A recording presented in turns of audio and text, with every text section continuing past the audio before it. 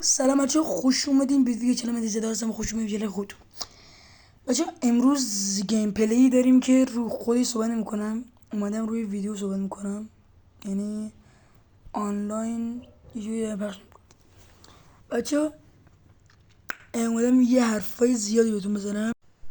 خب آره، اومدم یه حرفای زیادی بهتون بزنم، واقعا درد دل کنم با هم میذاره بچه. دمتون گرم، واقعا دمتون گرم. فکر میکنم به این زودی ستایی شدیم. دمتون گرم واقعا.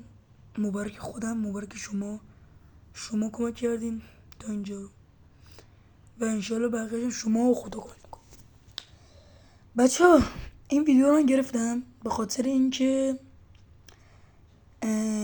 نزدیک یه سال یا 2 سال بعد بچه این حرفی که الان میخوام بزنم و فقط مگه اینکه اکانت من، یعنی این چیز پاک بشه.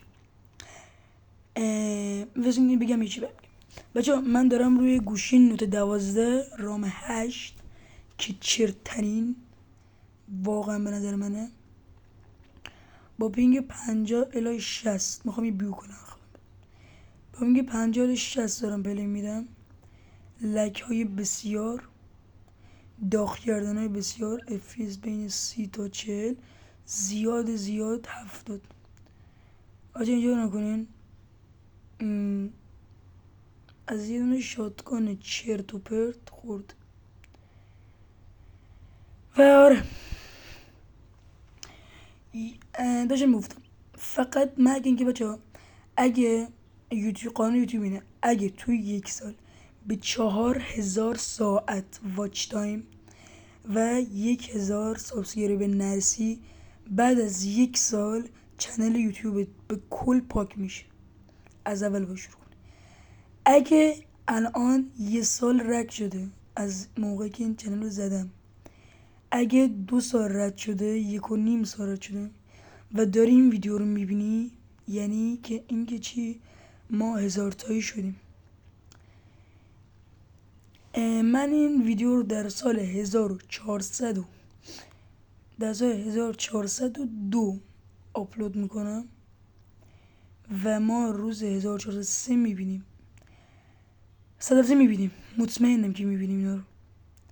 شاید این ویدیویی داره مثلا چیز باشه، مهم نباشه برای شما، ولی بچه واقعا کس از یه رد میشین، مثلا یارو اومده گیم پلی گذاشته، آقا تو ساب کن، به قرآن از تو چیزی کم نمیشه ولی به اون اضافه میشه. بچه اگه به 1000 تا برسیم، به 4000 تا 1000 ساعت واچ تایم برسیم، بچه شاید یه پولی دست من بگیریم، شاید آیپد بخرم، شاید ویدیوی فول گردونه بذارم یه روزی.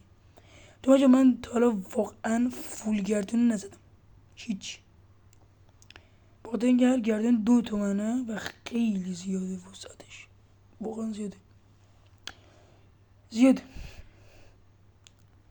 و همین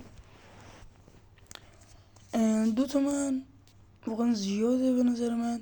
اینجا فیزو من نشون بدم، ولی وقتی که من دکمه فیزو میزنم که روشن شه ببینم چند فیز میگیرم، ویدیو قطع میشه. من یه ویدیو کامل گرفتم اصلا، خیلی داشتم خوب شدم. بازی تکوین کردم، یه دونه اسکوات و سولو اسکوات کردم، سولو اسکوات وین کردم، اومد آخر اف پی اس رو نشون بدم با چه اف پی اس بازی میکردم که ریده شد تو ویدیو و هست شد.